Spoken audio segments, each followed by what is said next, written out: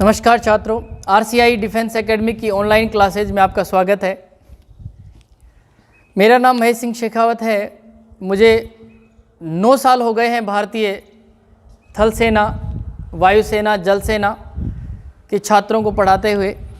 1000 के आसपास सिलेक्शंस हुए हैं जिन बच्चों को मैंने पढ़ाया है, और लगभग सीकर, जयपुर, चंडीगढ़ की जो प्रतिष्ठित संस्थानों में मैंने पढ़ाया है।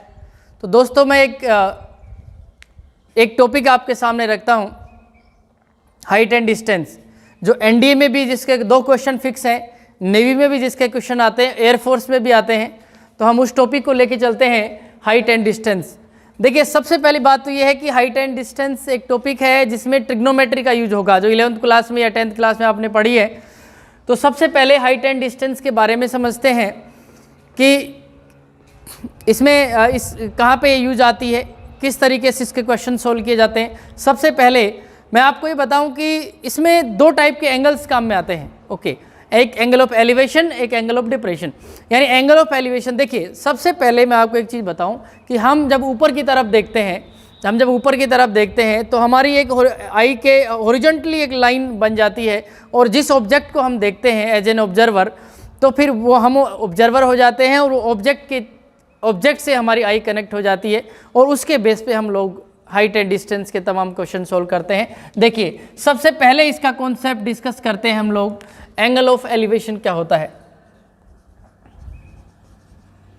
हिंदी और इंग्लिश दोनों मीडियम में मैं इस टॉपिक को लेके चलता हूं, angle of elevation.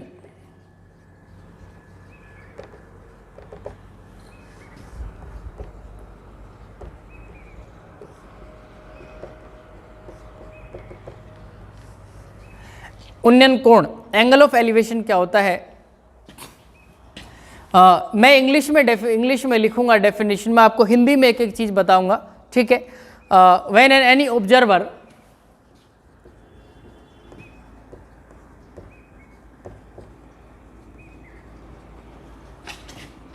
see the object in upward direction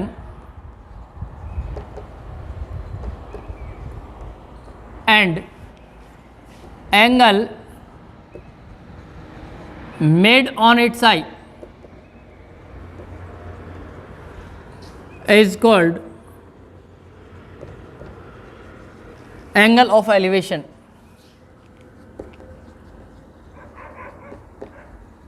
ठीक है, यानी कहने का मतलब ये हो गया कि एंगल ऑफ एलिवेशन होता क्या है। जब भी कोई ऑब्जर्वर, जब कोई प्रेक्षक ऊपर की तरफ देखता है तो उसकी आंख पर जो कोण बनता है, यदि हम इसको समझें इस तरीके से, ये एक हॉरिजॉन्टल लाइन है और ये प्रेक्षक है दोस्तों, ये ऑब्जर्वर है और ये ऑब्जेक्ट है, ये कोई वस्तु है, और यहां से ये ऑब्जर्वर इसको ऑब्जर्व कर रहा है। तो ये जो एंगल, ये तो हाइट हो गई इसकी, ये जो एंगल इसकी आई पे बना है थीटा, इसे कहते हैं angle of elevation. Angle of elevation यानी ये होता है उन्नयन कोण, और इस उन्नयन कोण के बेस पे हम लोग height, the distance of the foot, ये सारी चीज़ें निकालते हैं। देखिए, ट्रिग्नोमेट्री के पॉइंट ऑफ व्यू से, ट्रिग्नोमेट्री के एलिमेंट्स को यूज करके हम सारे क्वेश्चन सोल्व करेंगे। अब हम लेते हैं एंगल ऑफ डिप्रेशन, इसका सेकंड।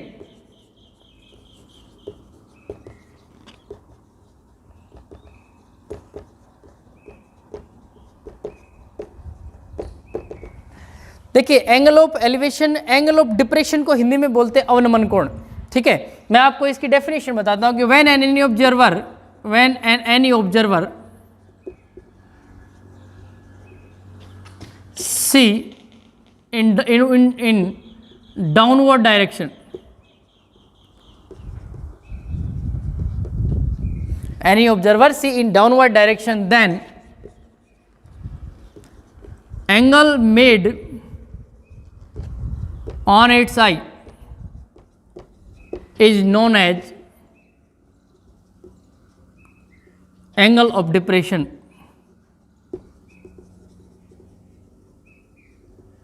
मतलब जब कोई प्रेक्षक ऊपर से नीचे की तरफ देखता है, जब कोई प्रेक्षक ऊपर से नीचे की तरफ देखता है तो जो उसकी आंख पर जो कोण बनता है, जो आंख पर जो एंगल या कोण बनता है उसे कहते हैं अवनमन कोण।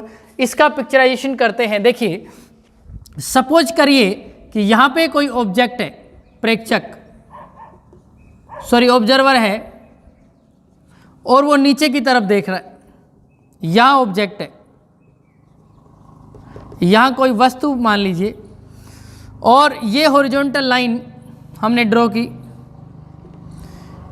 ये जो एंगल बनेगा थीटा, ये होगा एंगल ऑफ डिप्रेशन।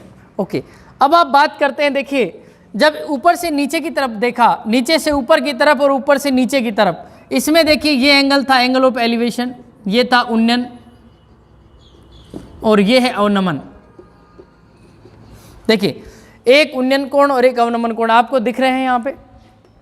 लेकिन आपको यहाँ एक मैथमेटिक्स का एक छोटा सा रूल समझ में आया होगा, जो बहुत पहले बचपन में पढ़ा होगा, कि एंगल ऑफ एलिवेशन और एंगल ऑफ डिप्रेशन, ये दोनों एकांतर कोण है, अल्टरनेट एंगल है, और ये क्या होंगे, दोनों बराबर होंगे। तो जब भी आप क्वेश्चंस करेंगे तो आप angle of elevation treated as an angle of depression and angle of depression treated as an angle of elevation, questions में इसका हम लोग यूज करके आपको बताते हैं कि किस तरीके से ऐसे क्वेश्चन सोल्व किए जाते हैं। ठीक,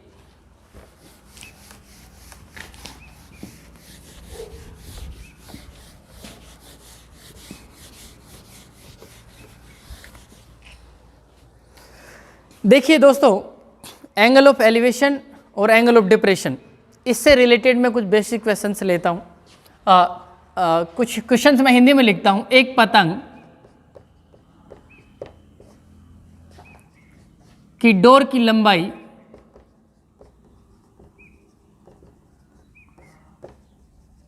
200 मीटर है तथा पतंगबाज इसे 30 डिग्री पर उड़ा रहा है, तो वह पतंग कितनी ऊंचाई पर उड़ रहा है?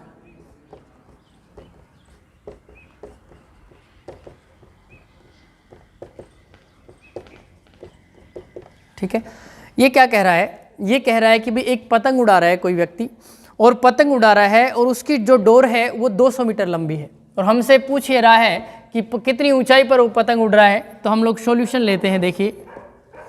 देखिए, सबसे पहले हम लोग एक बात करते हैं कि यहाँ पे ये पतंगबाज को मैं एक पॉइंट ऑब्जेक्ट मान रहा हूँ।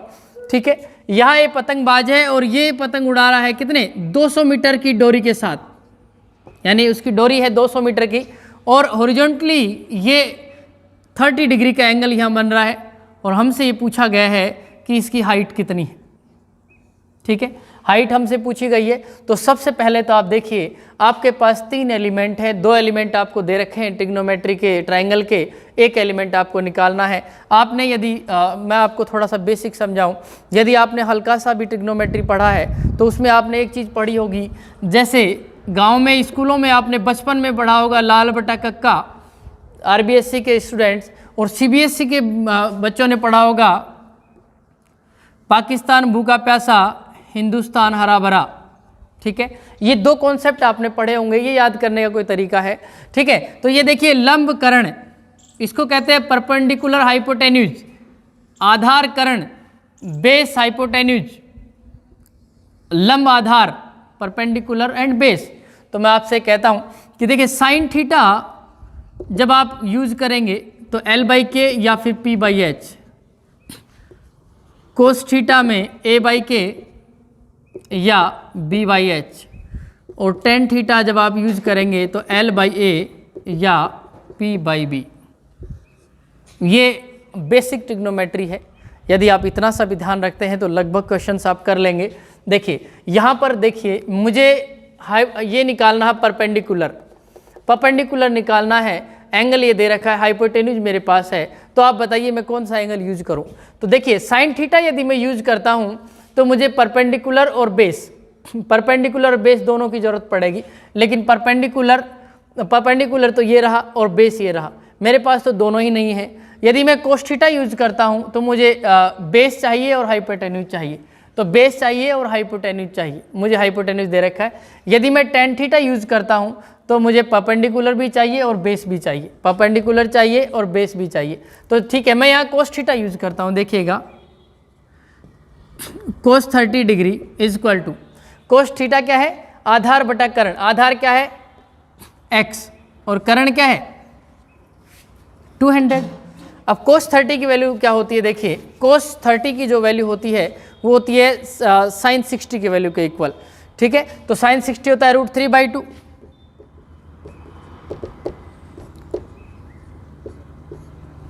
तो ये हो जाएगा 2x इज इक्वल टू 200√3, तो x हो जाएगा 100√3,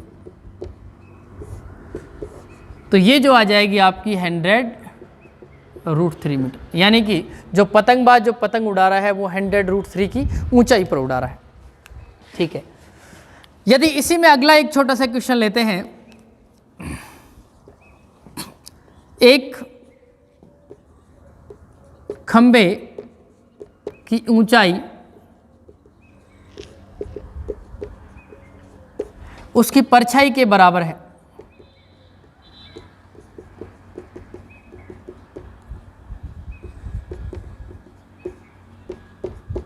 तो उन्नयन कोण क्या होगा।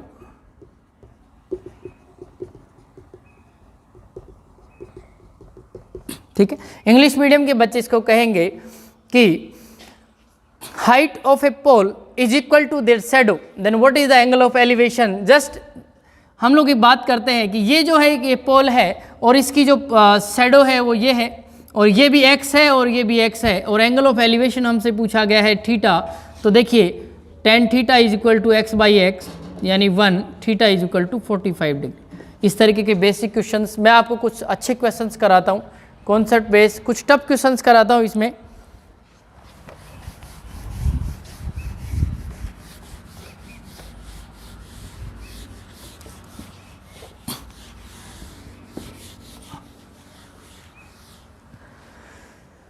ठीक है, एक क्वेश्चन लेते हैं, तो आप करके देखिएगा, मैं इंग्लिश और हिंदी दोनों में आपको एक्सप्लेन करता हूं।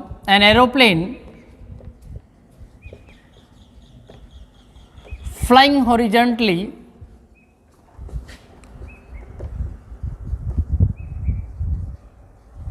an aeroplane flying horizontally 1 kilometer above the ground। ठीक है, एक एरोप्लेन है वो हॉरिजॉन्टली फ्लाई कर रहा है और वो 1 किलोमीटर के का है, ग्राउंड से ऊपर है, ठीक है। And makes an angle of elevation 60 degree। After 10 seconds,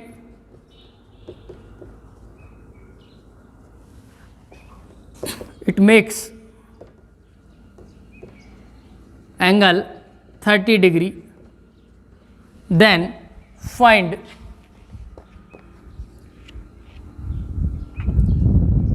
speed of an aeroplane in kilometre per our. ठीक है, आप इस क्वेश्चन को जब करेंगे तो इसमें 2-3 टॉपिक मिक्स कर दिए हैं मैंने, इसमें ट्रिग्नोमेट्री भी आ गई, इसमें आपने टाइम स्पीड एंड डिस्टेंस भी पढ़ा होगा, वो भी आ गया, इसमें सब कुछ आ गया है। देखिए इनमें 3 टॉपिक्स का कॉम्बिनेशन है। यदि मैं आपको ऑप्शन दूं 200√3 kilometre per hour, B 240√3 kilometre per hour, C 200 kilometre per hour, and D इनमें से कोई नहीं, नन ऑफ दी। ठीक है, ये कह रहे हैं कि भाई एक हवाई जहाज है जो 1 किलोमीटर ऊपर उड़ रहा है पृथ्वी से, और ये एंगल बना रहा है कितना, एंगल ऑफ एलिवेशन बना रहा है 60 डिग्री। देखिए सबसे पहली एंड प्राइमरी कंडीशन ये है हाइट एंड डिस्टेंस के टॉपिक की कि आपको डायग्राम बनाना आना चाहिए। यदि आपने क्वेश्चन पढ़ के डायग्राम नहीं बनाया या गलत बनाया तो आप क्वेश्चन नहीं कर सकते। ठीक है, मैं आपको एक एक क्वेश्चन को 2-2 3-3 तरीके से करना बताऊंगा। सबसे पहले कुछ बेसिक क्वेश्चंस ले लेते हैं। ये कह रहा है कि एक एरोप्लेन है, एरोप्लेन यहाँ है, ठीक है, यहाँ है वो जहाज, और ये जहाज 1 किलोमीटर ऊपर उड़ रहा है, ठीक है, 60 डिग्री का एंगल बना रहा है। अब ये कह रहा है कि आफ्टर 10 सेकेंड, यानी 10 सेकेंड तक इसने फ्लाई किया हॉरिजॉन्टली, 10 सेकेंड तक फ्लाई किया और इसने अब एंगल बना लिया 30 डिग्री। अब इसका एंगल ऑफ एलिवेशन हो गया 30 डिग्री, उन्नयन कोण कितना हो गया 30 डिग्री। हमसे पूछा जा रहा है कि इसकी स्पीड कितनी होगी मीटर पर सेकंड में, किलोमीटर पर आवर में। यहाँ किलोमीटर पर आवर पूछा है तो हम इसी में आंसर देंगे। तो देखिए 10 सेकंड में यदि हॉरिजॉन्टली ये जितना यहाँ से यहाँ जाएगा सेम टू सेम हाइट ये वाली लेंथ होगी, और ये वाली जो है ये होगी 1 किलोमीटर, ये वाला है तो ये भी 1 किलोमीटर होगा। ये बाय डिफ़ॉल्ट है 1000 मीटर, और मैं इसको भी लिख देता हूँ 1000 मीटर, ठीक है।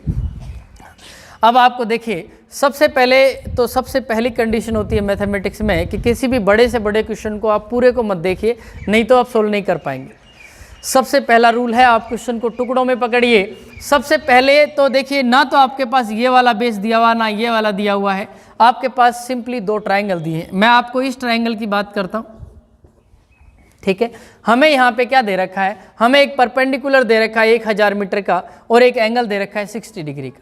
हम यहीं से इस क्वेश्चन को पकड़ते हैं। आप ले लीजिए, मैं आपको नाम दे देता हूँ इनको ABCDE, इस तरीके से मैं नाम दे देता हूँ। तो देखिए 1060 डिग्री परपेंडिकुलर BE,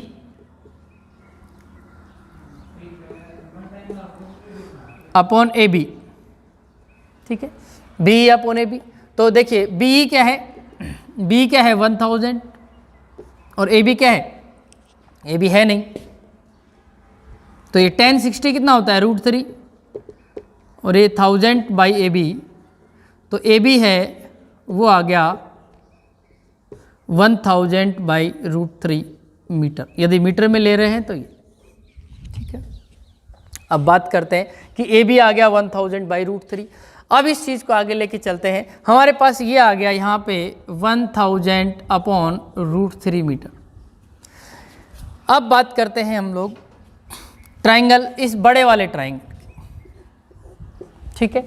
अब इस बड़े वाले ट्रायंगल में क्या करेंगे, बड़े वाले ट्रायंगल में हम लेंगे 1030 डिग्री, ठीक है। 1030 डिग्री में ये वाला ट्रायंगल यूज होगा, और परपेंडिकुलर है इसका CD। लेकिन देखिए इस बड़े वाले ट्रायंगल को जब आप यूज करेंगे तो इसका जो बेस है वो होगा AC। तो देखिए CD और AC को आप कैसे लिखेंगे, AC को AB प्लस BC, ठीक है। तो 1030 होता है 1/√3, और CD कितना है, CD आपका है 1000, AB कितना है, AB आ गया आपका कितना, ये आ गया आपका 1000/√3,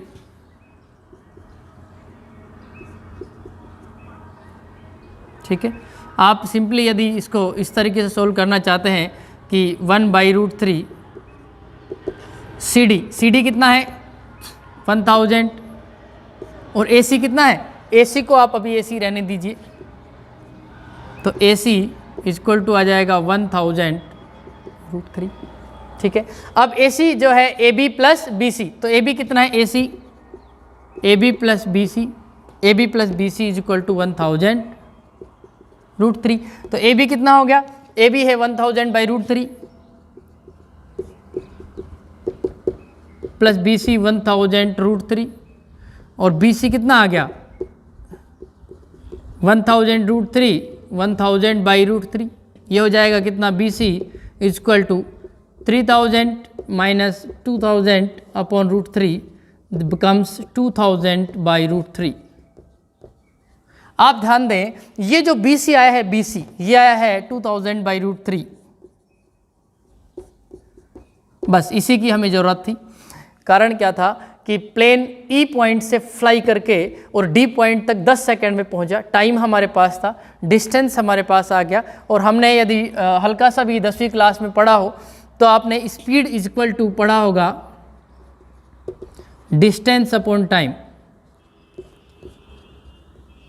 यानी स्पीड, चाल बराबर दूरी बटा समय, और दूरी कितनी है 2000 बाई √3, समय कितना है 10 सेकंड। लेकिन ये आया है मीटर पर सेकंड में, ये किस में आया है मीटर पर सेकंड।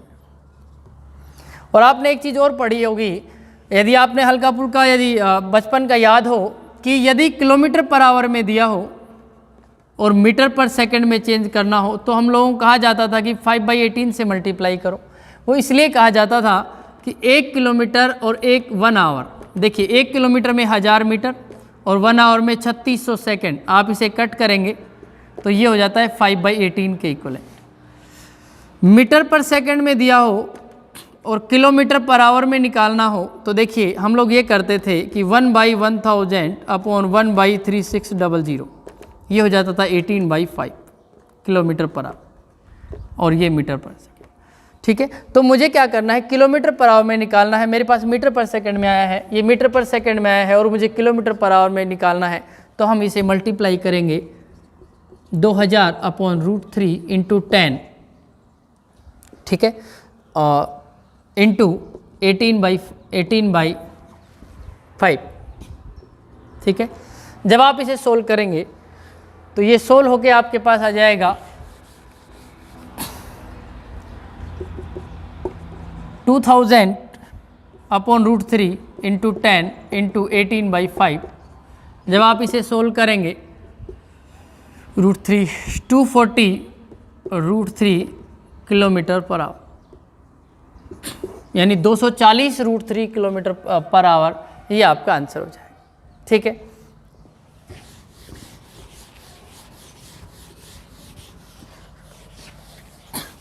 एक कॉन्सेप्चुअल क्वेश्चन और लेते हैं हाइट एंड डिस्टेंस का।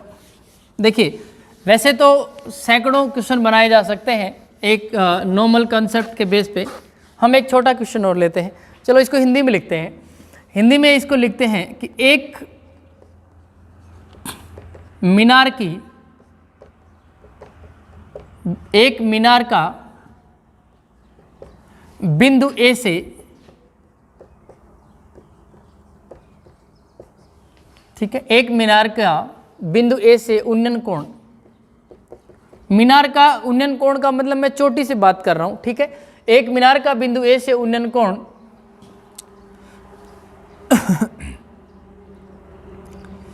30 डिग्री है। यदि मीनार की तरफ 20 मीटर चला जाए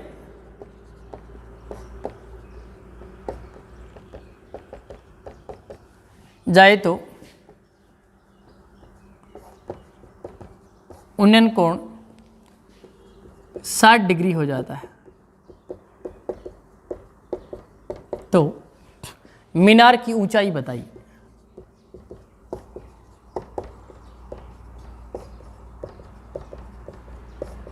ठीक है, सबसे पहले मैं आपको मीनार की ऊंचाई से रिलेटेड बात करूं तो सबसे पहले हमें इसका डायग्राम पिक्चर बनानी होगी।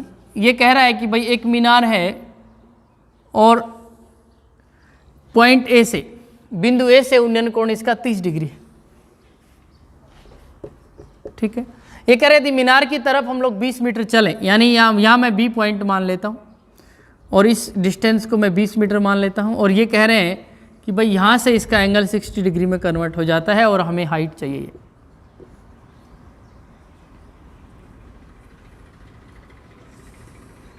ठीक है, ये हाइट चाहिए। ठीक है, सबसे पहले हम इसे x मान लेते हैं। ओके, अब देखिए पहला सॉल्यूशन मैं इसको यदि मैं ट्रेडिशनली इस क्वेश्चन को सोल्व करूं तो सबसे पहले देखिएगा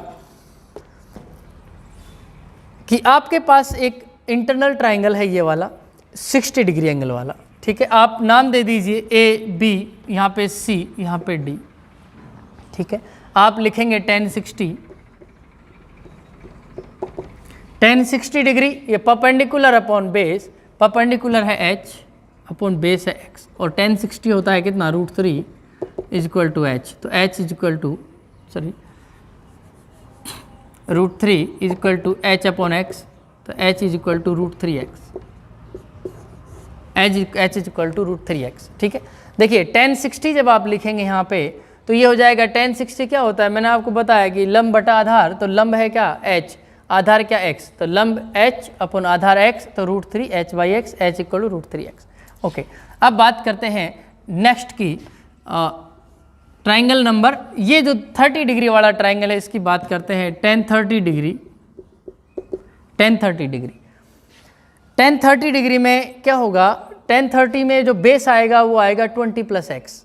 ठीक है, तो बेस आएगा परपेंडिकुलर वही रहेगा और बेस आएगा 20 + x, ये वाला x। ठीक है, तो tan 30 हो गया 1/√3 h/20 + x। ठीक है,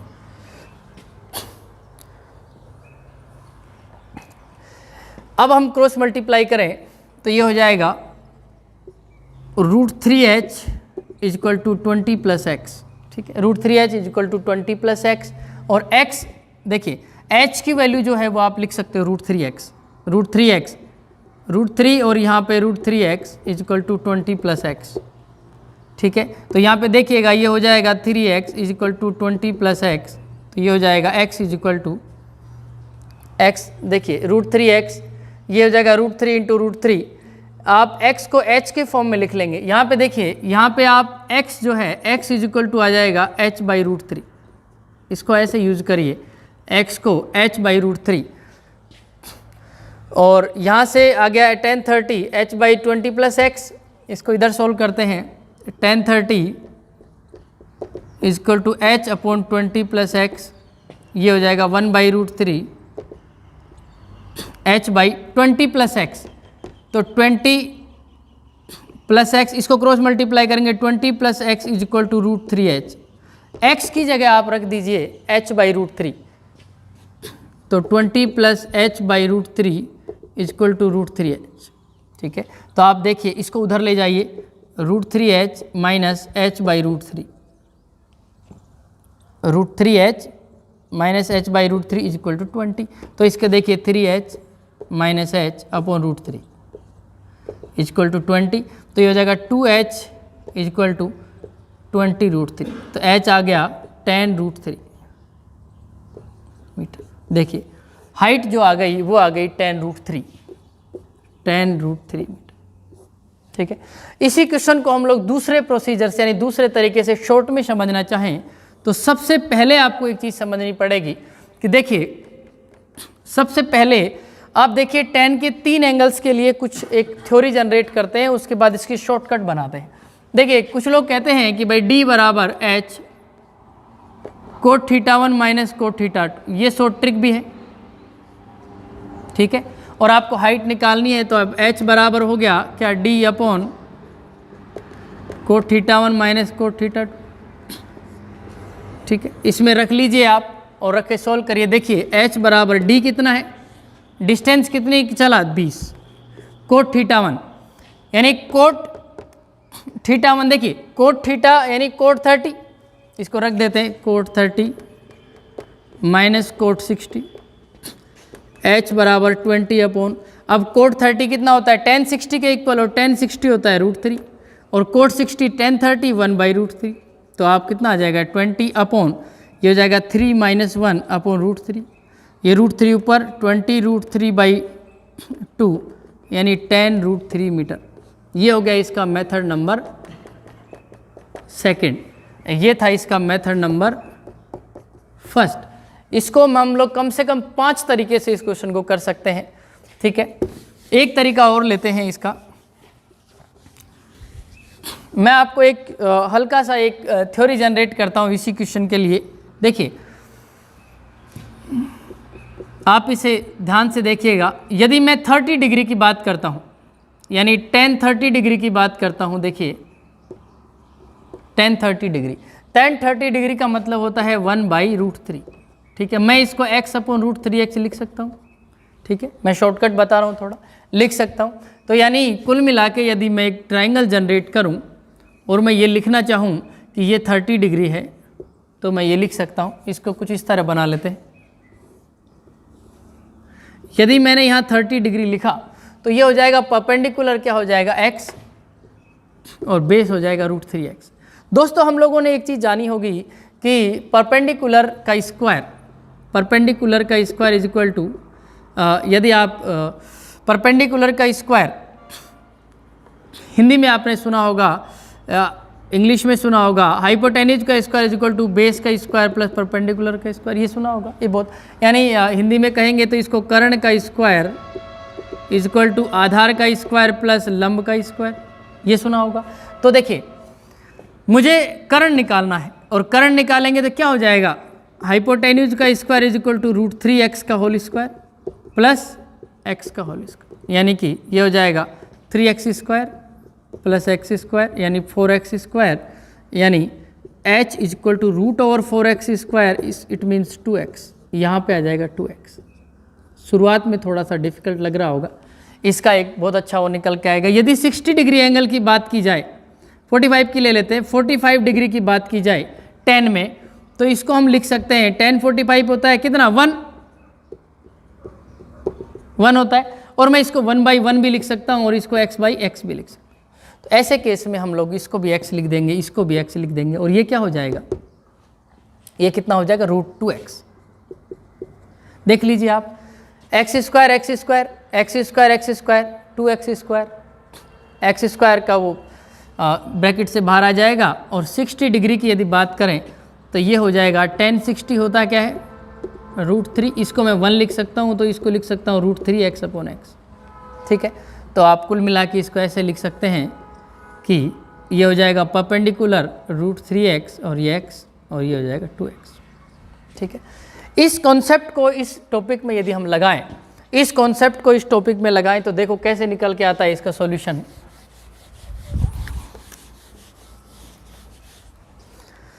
इसका सॉल्यूशन ऐसे निकल के आएगा दोस्तों, देखो ये क्वेश्चन बहुत कम टाइम में हो जाएगा। जैसे सपोज करिए ये कह रहा है कि पहले तो हम लोग इस पूरे डायग्राम को बना लेते हैं।